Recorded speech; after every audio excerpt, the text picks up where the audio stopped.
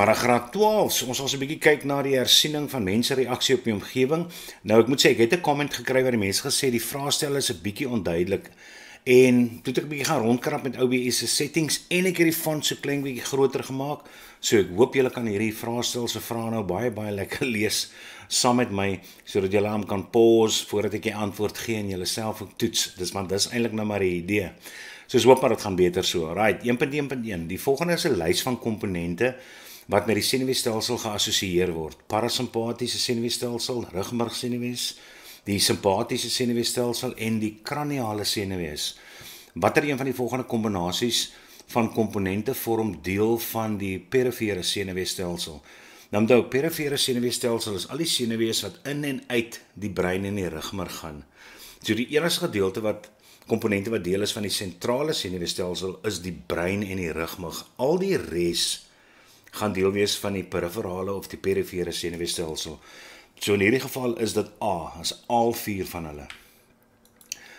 Watter een van die volgende kombinasies is korrek vir 'n ooggebrek, astigmatisme, 'n onreëlmatige gevormde kornea en korrektiewe lense?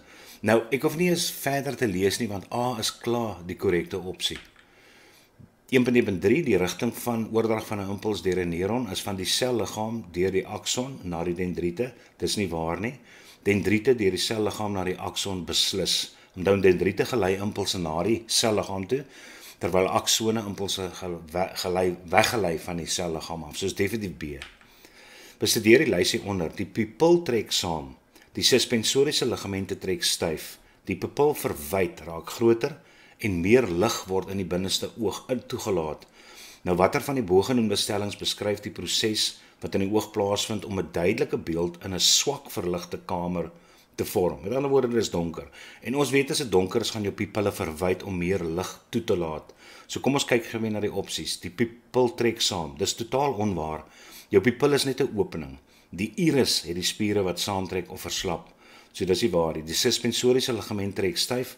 Dis ook vals want die suspensoriese ligament het te doen met oogakkommodasie, die verandering van die vorm van die lens om natuurlik fokus toe te laat. Die pupil verwyd definitief en meer lig word daar sê. Dis 3 en 4, so dis beslis opsie C. 'n Persoon wat nie kan hoor nie weens die orgaan van Corti wat beskadig is. Watter een van die volgende behandeling sal die persoon se gehoor verbeter? Ek weet beslis dit is A, want ek weet ons skoolhoof het daai operasie gehad, so dis beslis 'n cochleaire implanting. Watter een van die volgende stellings dui die belangrikheid van 'n refleksaksie aan? Dit laat die cerebrum toe om stimuli te interpreteer glad nie. Dit bring 'n vinnige onwillekeurige reaksie teweeg. Dis 100% daai en ek hoef nie eens verder te lees nie. Dis B. Die diagram hieronder vertoon 'n refleksboog. As deel B beskadig is. Nou kyk na die skets, deel B is jou sensoriese senuwees. So as die sensoriese in daai geval is senuweefesel en dit wys nou op die neuron. Gelei impuls vanaf die reseptor na die sentrale senuweestelsel. So dit wil sê dan gaan nie die sentrale senuweestelsel gaan nie impulse kan ontvang om te kan interpreteer as pyn nie. Maar daar's niks fout met die motoriese neuron nie. So wat gaan na die effektor toe nie. So die effektor sal nog steeds kan reageer, maar jy gaan nie pyn kan ervaar nie. So kom ons kyk na die opsies. Sal geen pyn voel nie en die persoon sal net die vinger nee. Ons het nou net gesê hy sal die vinger kan wegtrek. Sal pyn voel word? Nee, jy sal nie pyn voel nie. So B en C is albei uit. D, sal geen pyn voel nie en die persoon, dis 100% D. Die parasimpatiese senuweestelsel is verantwoordelik vir die verhoogde bloedvloei na skeletspiere, veg- of vlugreaksie, die terugkeer van die hartklop na normaal en dan kraniale senuwees. Terugkeer van die hartklop na normaal toe, dit sou ek sê is 'n parasimpatiese funksie daar, so ja, sy 100%. 1.1.9. Watter een van die volgende dele beheer die hoeveelheid lig wat die oog binnekom deur die grootte van die pupil te beïnvloed? Ons weet is die iris, nee, want die iris bevat die radiale en die kringspiere wat saamtrek en verslap om die pupil te verwyd en te vernou. So is definitief die iris. 1.1.10. Die grafiek hieronder toon die resultate van 'n ondersoek wat gedoen is om die effek van ligintensiteit op die grootte van die pupil vas te stel. Nou hier wil net kyk of jy actually 'n grafiek kan aflees. Nou asseblief graad 12s, jou y-as het altyd jou afhanklike veranderlike, jou x-as het jou onafhanklike veranderlike. So jou onafhanklike veranderlike bepaal jou afhanklike veranderlike. So jy kan nie praat hierso van soos die grootte van die people toeneem, gaan die afstand verander nie. Nee, dit gaan uit oor die effek van die afstand op die grootte van die people. So jy kan klaar C en D totaal en al ignoreer as antwoorde. So dit moet of wees soos die afstand van die ligbron vergroot, neem die grootte van die people toe, of soos die afstand van die ligbron verklein, neem die grootte van die people toe. Nou ons weet, soos die afstand vanaf die ligbron vergroot, beteken dit beweeg al hoe verder weg, en jou people gaan dan juis verwyd om meer lig toe te laat, so het gaan A wees. Vraag 1.1 en 1.1.12, 11 en 12 is op die diagram van die brein hieronder gebaseer. Wat een van die volgende stel die corpus callosum voor? Wel, as jy jou breindele ken, dan sal jy weet, 1 is jou corpus callosum, 2 is jou cerebrum, 3 is jou cerebellum en 4 is jou medulla oblongata. So, dis beslis 1. Wat er een van die volgende is funksie van deel 3? Nou, ons weet mos nou, deel 2, jou cerebrum is verantwoordelik vir die initiëring van jou willekeurige bewegings, maar die koördinering van jou willekeurige bewegings is deur 3 wat die cerebellum is. So 3 beheer, koördineer willekeurige bewegings is C.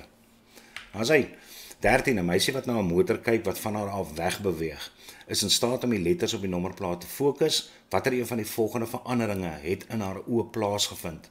A. Die suspensoriese draagligamente het verslap, die ciliare spiere het ontspan, ligstrale is meer gebreek en die lens het meer konveks geword.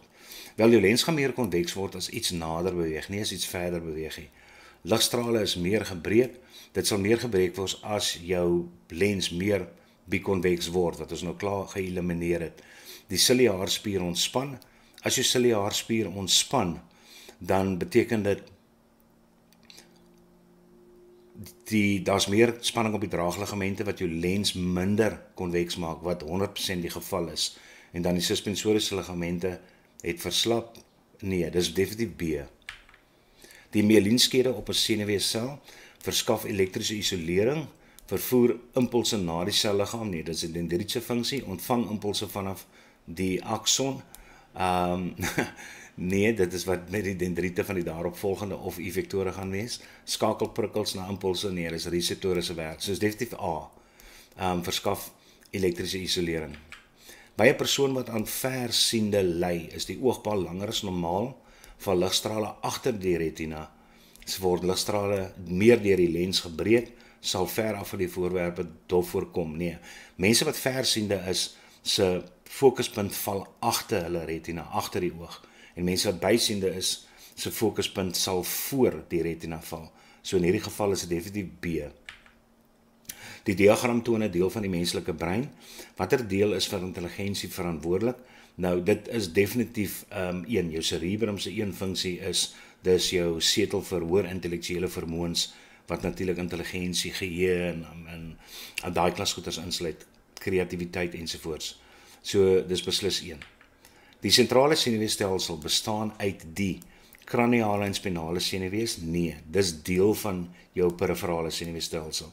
Autonome en perifere senuweestelsel beslis nie. Kraniale senuwees in die brein? Nee, kraniaal, soos ek sê, is deel van periferaal, brein en die rugmarg beslis. Dis D.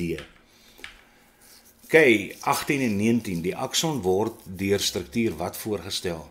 Wel, struktuur 1 is jou dendriete, struktuur 2 is jou selliggaam, struktuur 3 is jou myelien en 4 is jou akson, soos definitief 4.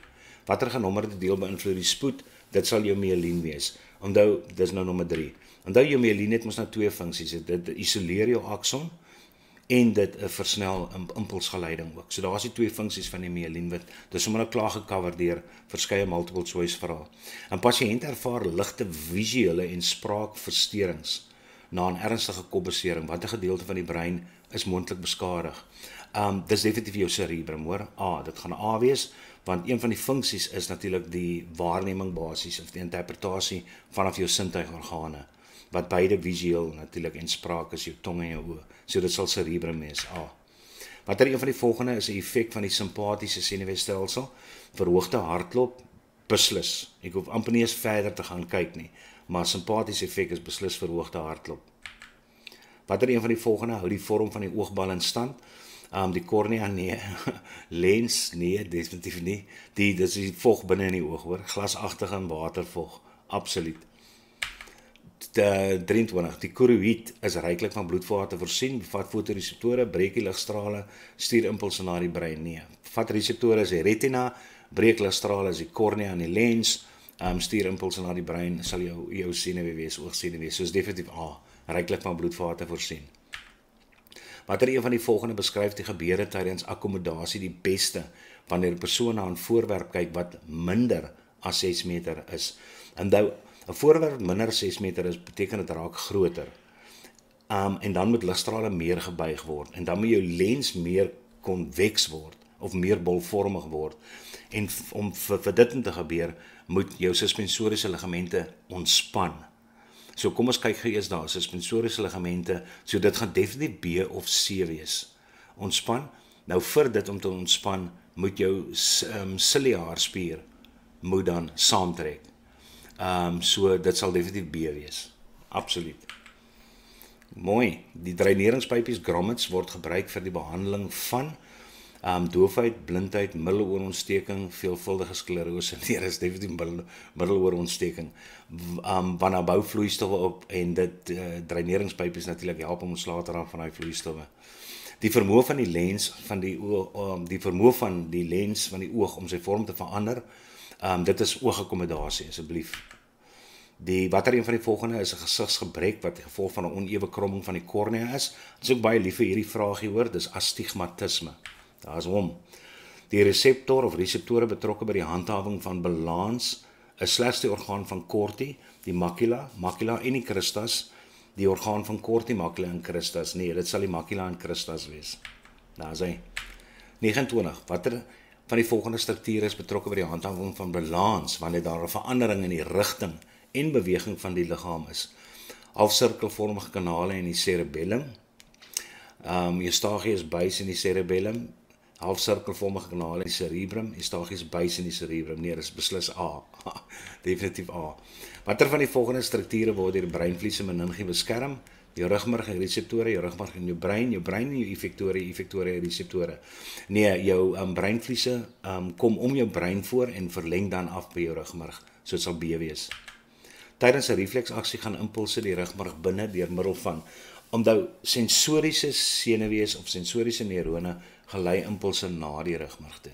So dit kan definitief A of B wees.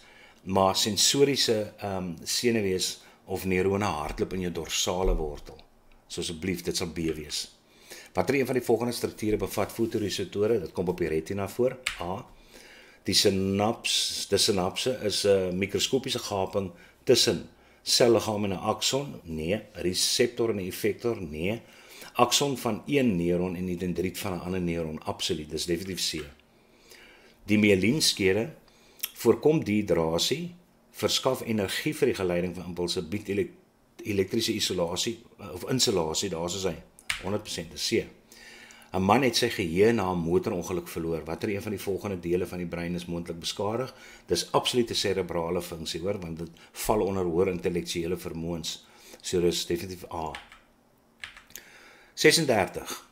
'n Lys van moontlike visuele effekte word hieronder gegee. Is nie meer in staat om 'n wye gesigsveld waar te neem nie.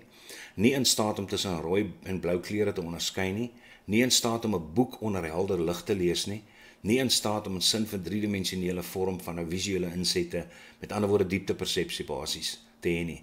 Watter een van die volgende kombinasies sal plaasvind as 'n persoon een oog tydens 'n ongeluk verloor het? Wel, jy gaan nog steeds kleurvisie hê, want jy het nog jou ander oog. Wat jy nie gaan hê nie is jou binokulêre visie, gaan jy nie meer hê nie. En binokulêre visie gee onder andere jou wye gesigsveld vir jou en jou dieptepersepsie vir jou. So dit sal beslis 1 en 4 wees. Met ander woorde C. As hy 37, 'n lys van die funksies van die brein word hieronder gegee. 1. Interpreteer sensasie. 2. Reguleer onwillekeurige aksies. 3. Beheer hoër denkprosesse en 4. Beheer willekeurige aksies. Definitief 1. Reguleer onwillekeurige aksies glad nie. Beheer hoër denkprosesse ja en 4. Beheer willekeurige aksies 100%. Onthou, koördineer willekeurige aksies wat die cerebellum doen is iets anders as beheer willekeurige aksies, hoor. Beheer willekeurige aksies of initieer willekeurige aksies is ook 'n funksie van die cerebrum. So dit sal 1, 3 en 4 wees. Asai. En dan barotrauma is 'n algemene toestand wat voorkom wanneer druk in die middeloor opbou. Dit veroorsaak dat die timpaniese membraan trommelvlies uitbult. Dit kom die algemeenste onder diepseeduikers voor. Daar word aanbeveel dat duikers nie duik wanneer hulle middeloorontsteking het nie, omdat die gehoorkanaal nie die druk, gehoorkanaal beheer nie die druk nie. Eustachiese buis verstop is en lug nie by die middeloor kan inbeweeg nie, definitiewe opsie. C, timpaniese membraan verhard is, nee, want dit bult uit, dit verhard nie. En gehoorbeentjies verspil, nee, dis definitief B. Beslis. Okay, verskaf een term vir elk van die volgende. Fotoreseptore wat op lae ligintensiteit reageer, vir swart en wit visie verantwoordelik is. Wel, jy het net twee tipe fotoreseptore, dis stafies en keeltjies. En ek leer altyd my kinders onthou die S. Stafies, S, is vir swart en wit. Die keeltjies K is vir kleur. So in hierdie geval sal dit jou stafies wees. Daar is hy. Die deel van die oor wat klankgolwe van die gehoorkanaal ontvang. Wel, dit sal jou oordrom wees of jou tympanicum wees. Verantwoordelik vir die waarneming van 'n stimulus en die voortbring van 'n impuls, dis 'n reseptor. 'n Klier of spier wat in 'n reaksie, dis 'n effektor. 5. Die tipe lens wat nodig is om bysiendheid reg te stel, omdat bysiendheid val die fokuspunt voor die retina. So jy wil actually lig meer buig, laat dit verder agtertoe val op die retina en daarvoor gaan jy 'n konkawe lens gebruik. There you go. Die laag van die oog wat fotoreseptore bevat, daar is om die retina. Die mikroskopiese gaping, hoef jy verder te lees nie, dis 'n sinaps. Die deel van die senuweestelsel wat uit kraniale en spinale senuwees uit bestaan, wel dis jou perifere of jou periferale senuweestelsel.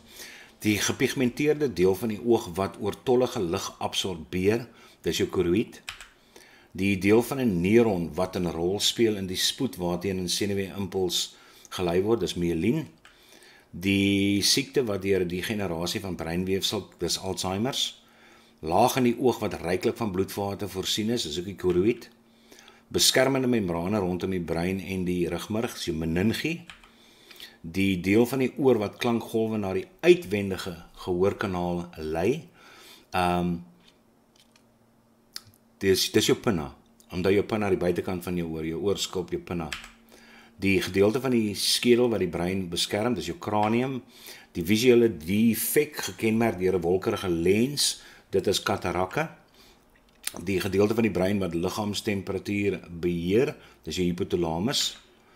'n Tak van die senuweestelsel wat uit rugmurg en kraniale kopsenuwees bestaan, dis jou periferale. Die mikroskopiese gaping, daar is weer sinaps. Die versamelnaam van membrane, daar is meningie. Die vertakte uitloper van 'n neuron wat senuwee-impulse na die sel, dis dendriete.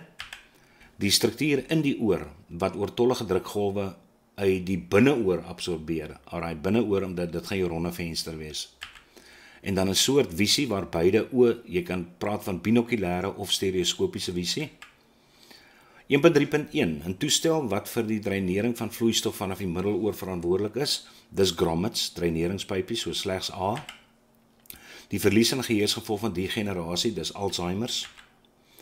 Die senuwee wat impulse vanaf die retina na die brein, dis die optiese oogsenuwee, beslis. Die struktuur in die oor wat oormatige drukgolwe vanaf die cochlea absorbeer, dit is jou ronde venster, soos nie een van hulle nie, is geen een. Die funksionele verbinding tussen twee opeenvolgende neurone is A, 'n sinaps. 'n Komponent van die perifere senuweestelsel is jou kraniale senuwees. 'n Siekte van die senuweestelsel wat deur die degenerasie weer eens is Alzheimer's. 'n Simptoom van Alzheimer's is geheueverlies en verwarring, is beide van hulle, hoor. 'n Tipe lens wat gebruik word om bysiendheid, myopia, reg te stel, daar sê dit weer bikonvekse of 'n konkawe lens, dis definitief B. 'n Gedeelte van 'n neuron wat die oordrag van 'n impuls versnel, dis jou myelienskede. Daar's hy. En dis die einde van afdeling A. Volgende video sal ons begin met afdeling B vrae.